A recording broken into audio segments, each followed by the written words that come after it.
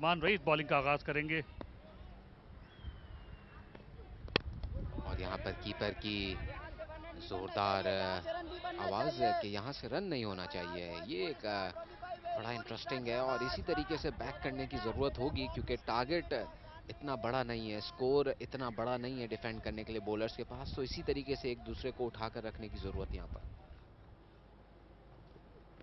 और इस बार बड़ा शॉट, यहाँ पर खतरा है आउट का और पहली कामयाबी हासिल रोमान रईस को। इसी की जरूरत थी यहाँ पर मली डीएचए कूगर्स को।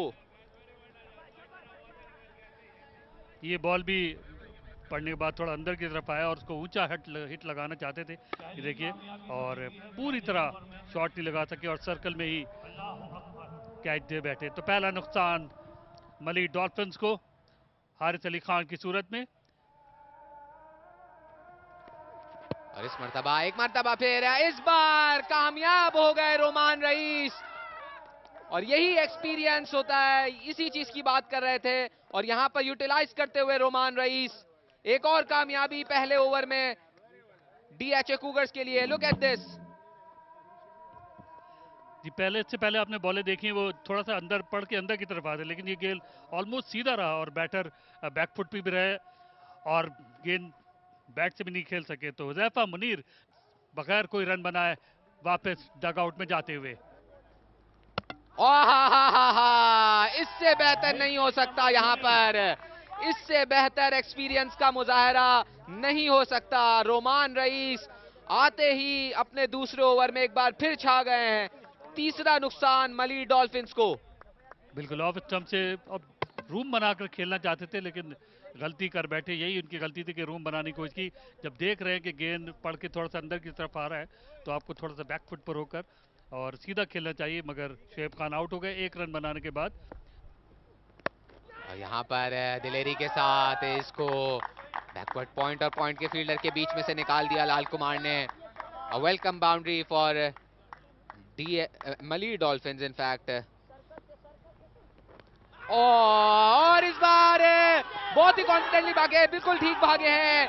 यहां पर अंपायर की उंगली फिजा में बुलंद, एक और विकेट। ऐसा लगता है कि रोमान रईस आज कुछ अलग प्लान्स के साथ यहां पर मौजूद हैं। बहुत, और अपने तमाम तर तजुर्बे को इस्तेमाल करते हुए रोमान रईस बहुत उम्दा बॉलिंग कर रहे हैं। और ये गेंद देखे थोड़ा सा बिल्कुल आखिरी वक्त में मूव हुआ और लाल कुमार इसको समझ नहीं सके, डिविएट हुआ बॉल, और रोमान रईस बगैर अंपायर की तरफ देखे भागे थे। तो का ख्याल था कि ये बिल्कुल 100% आउट है और 100% आउट करार दिए गए लाल कुमार। और एक मरतबा फिर यहां पर बोल्ड कर दिया है और यहां पर अपना पंजा मुकम्मल किया रोमान रईस ने। रोमान रईस को इस पोजीशन पर रोकना मुश्किल ही नहीं, नामुमकिन लगता है। 5 विकेट्स खोए मली डॉल्फिन्स ने और पांचों के 5 रोमान रईस के खाते में। बहुत जबरदस्त बॉलिंग और कोई फुटवर्क नहीं था बैटर का, और गेंद पड़ने के बाद अंदर की तरफ आया। यासिर रज़ाक 2 रन बनाने के बाद आउट हुए। और इस मरतबा लेग साइड पर चौका हासिल करेंगे यहां पर Waqas. A welcome boundary, a much needed boundary here for Waqas and Mali Dolphins. Pitch down leg, पूरा फायदा उठाया उसका, सिर्फ बल्ले का चेहरा दिखाया, flicked it over square leg for a 6. Can the tail from Mali Dolphins do exactly what the tail from Cougars did? जितने भी रन्स आए डीएचए कूगर्स के लिए तमाम लो ऑर्डर बैट्समैन ने बनाए, और कुछ ऐसी सिचुएशन थी डीएचए कूगर्स की भी। That is extremely close. Shahid Mirani bringing that one in, and Sohail Khan will have to walk back to the pavilion. Sohail इस फैसले से खुश नहीं है, वो इशारा कर रहे हैं कि inside edge था, but he's been given out. Another wicket falls here. Mali Dolphins are in trouble. I can hear a sound by bat, is it? We can talk about it all we want. He's been given out by the field umpire. There is no review available. Sohail Khan will have to walk back for 8 of just 4 deliveries. It's 24 for 6. Using his feet once again. Error from Waleed as well. Mamoon just too good. That was a wrong one. Beautifully pitched. And a clean stumping as well. Oh, missed by Waleed. Very technical thing by the wicketkeeper. Waleed Ahmed gone for a duck. It's 29 for 7. और इस दफा बड़ी hit पे गए थे और wicket खो बैठे नबील खालिद, आखिरी उम्मीद।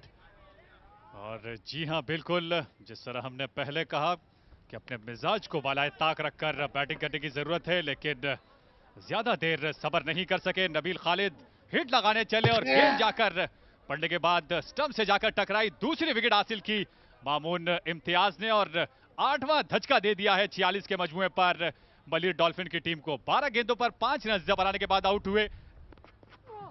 मामून की इस गेंद को खेलने में कामयाब हुए और गेंद जाएगी बाउंड्री के बाहर। तो 4 रन हासिल किए फवाद ने और 50 रन मुकम्मल हो गए हैं मलिर डॉल्फिन के। देखिए अब बैटिंग ऑर्डर कितनी लंबी है। फवाद भी जो है अच्छी बैटिंग कर लेते हैं, लेकिन जिम्मेदारी का मुजाहरा अभी कहीं किसी से नजर नहीं आया।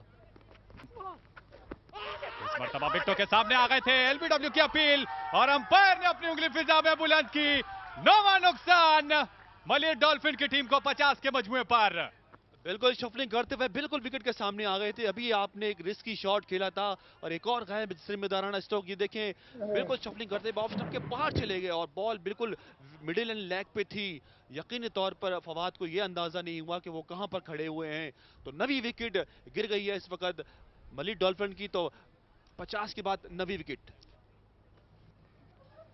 और इस मरतबा देखना पड़ेगा और इसी के साथ बिलावल मलिक ने अपनी टीम को फतह से हमकिनार कर दिया।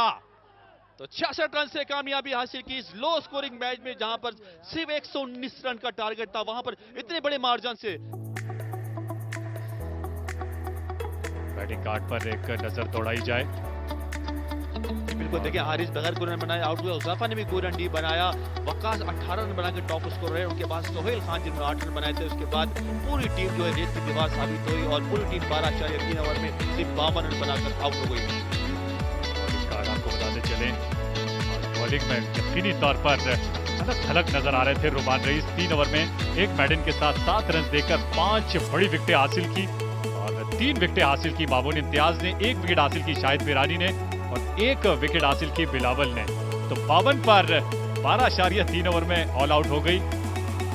ये मैच समरी देखें, बिलावल ने 32 रन बनाए अपनी टीम के लिए, टॉप स्कोरर है। डीजे के लिए 22 रन बनाए। रोमान रईस ने 5 विकेटें हासिल की थी हनीफ ने और जवाब में मलिर डॉल्फिन 52 रन बना के आउट हो गई। वक्कास टॉप स्कोरर है 18 रन बना के और 7 रन देके 5 विकेटें हासिल की। रोमान रईस ने 66 रन से कामयाबी हासिल की DH सुपर से।